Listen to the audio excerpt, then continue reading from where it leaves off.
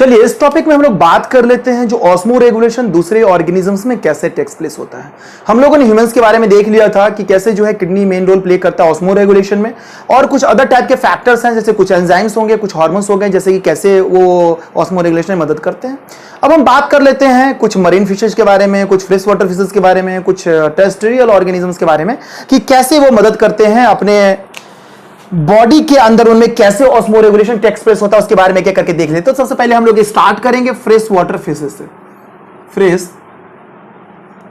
Water fishes में जो है कैसे जो है सो ऑस्मो रेगुलेशन होता है। तो देखिए ये जो मैं यहां पे एक थोड़ा सा जो है सो एक छोटा सा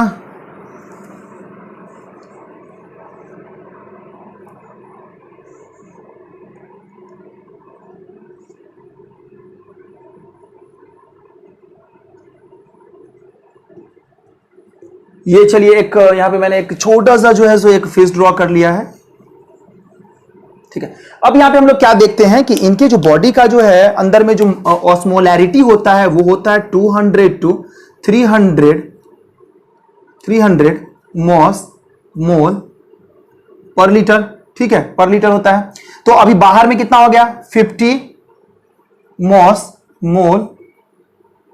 पर लीटर हो गया, ठीक है। तो ये कैसे जो है सो अब यहां पर में क्या चीजें होंगी, तो इनमें नॉर्मली क्या होता है, जनरली अगर हम लोग स्टडी करते हैं तो क्या होता है, देखते हैं कि जो डिफ्यूजन होना स्टार्ट हो जाता है, यानी पैसिवली इसमें क्या होता है कि जो अंदर के सॉल्ट होते हैं, यानी कि यहां पे दिख रहा है कि अंदर जो कॉन्सेंट्रेशन है सॉल्यूट का वो ज्यादा है और बाहर जो कॉन्सेंट्रेशन है वो कम है। यानी कि मैंने बता दिया था पहले ही कि जो ऑस्मोलैरिटी होता है उसका मींस क्या होता है कि कितना अमाउंट ऑफ सॉल्यूट प्रेजेंट है 1 लीटर ऑफ वाटर में। यानी कि यहां पे क्या दिख रहा है कि 200 से 300 यहां पर में सॉल्यूट प्रेजेंट है, और बाहर का जो फ्रेश वाटर होता है उसमें 50 जो है हमारा मॉस मोल जो है सो सॉल्ट प्रेजेंट है या सॉल्यूट प्रेजेंट है। तो अब क्या होगा कि जो सॉल्यूट का जो हमारा मूवमेंट होता है, इनके बॉडी में सॉल्यूट का जो मूवमेंट होगा वो कैसे होगा, मूवमेंट ऑफ सॉल्यूट यानी कि सॉल्ट, इसमें के salt from high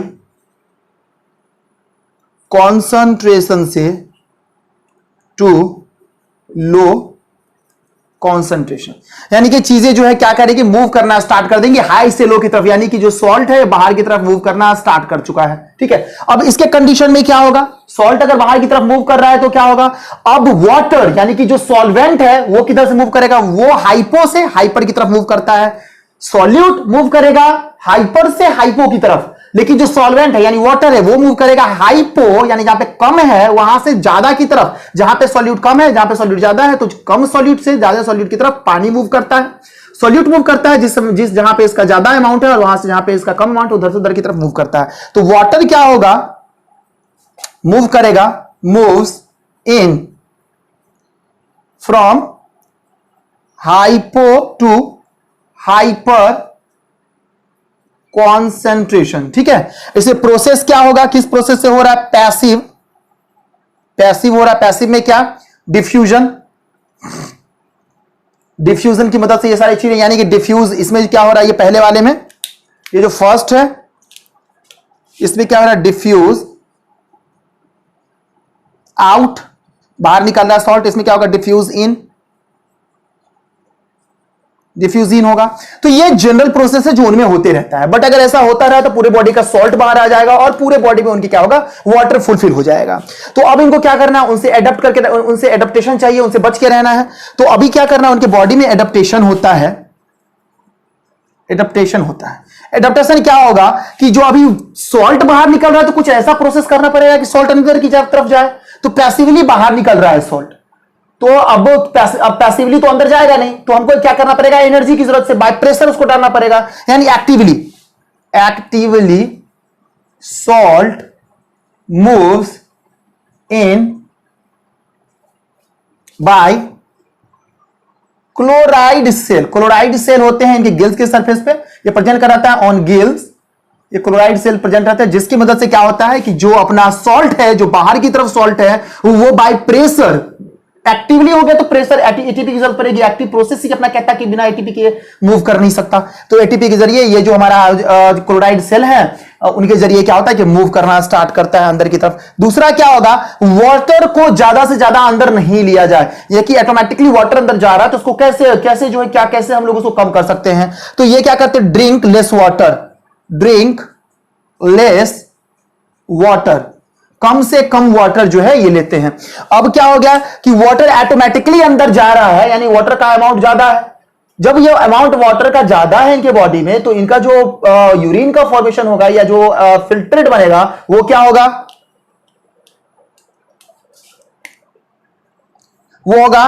hypotonic. Hypotonic होगा फॉर्मेशन, हाइपोटोनिक जो है उनका जो वेस्ट होगा वो हाइपोटोनिक होगा,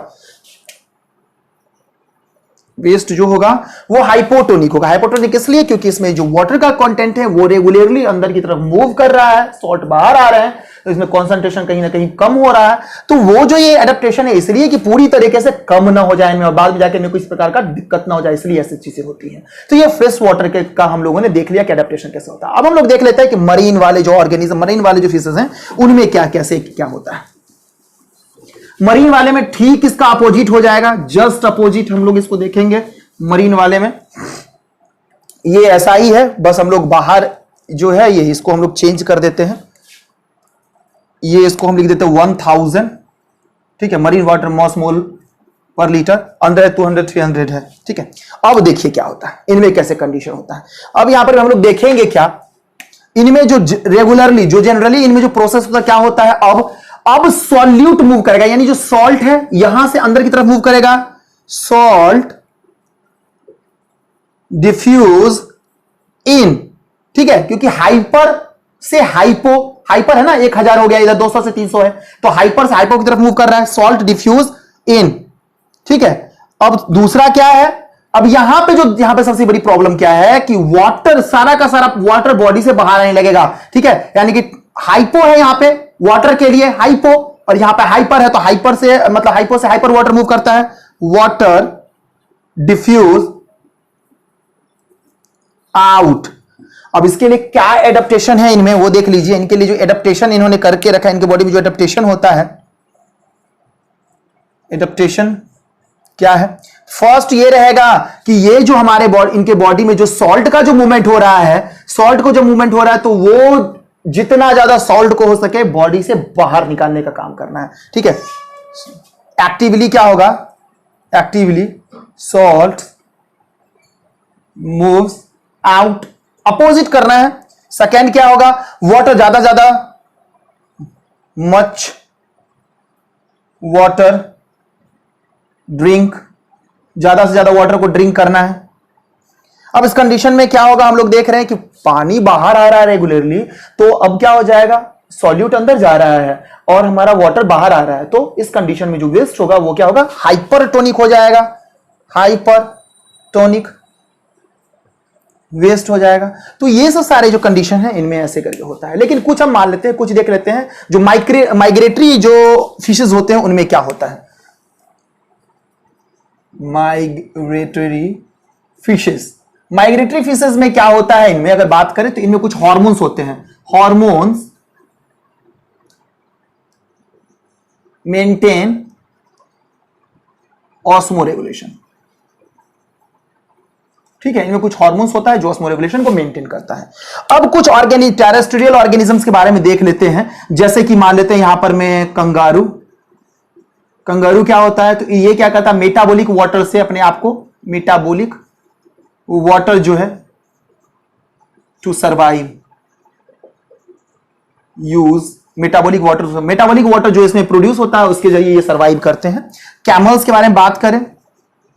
कैमल्स में क्या होता है, कैमल्स क्या करते हैं, कैमल्स को जब आपने सुना होगा कैमल्स के बारे में, वो क्या करते हैं कि जब उनको पानी मिलता है तो मैक्सिमम वाटर को ये क्या करते हैं, इनटेक करते हैं, फिर उन पे बहुत लंबे समय तक टिके रहते हैं। ऐसा कैसे होता है उनमें, वो इसलिए होता है क्योंकि जो उनमें यूरिया स्टोर कर सकते हैं अपने टिश्यू में। यूरिया क्या होता है, एक तो लेस टॉक्सिक होता है, तो उसको स्टोर कर सकते हैं लंबे समय के लिए, अपने टिश्यू में स्टोर करते हैं,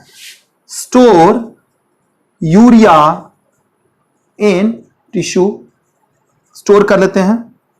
दूसरा क्या है, ये क्या करते हैं, फिशेस जो होता है इनका जो गंदगी होती है जो टॉयलेट वगैरह होता है इनका वो पूरा ड्राई होता है, ड्राई, तो वाटर की जरूरत कम पड़ती है, ड्राई होगा। ठीक है, अब क्या होता है कि अब ये जो समय ज्यादा समय के लिए जब पानी नहीं मिलता है तो कैसे सर्वाइव करते हैं, तो ये भी जो है तब मेटाबॉलिक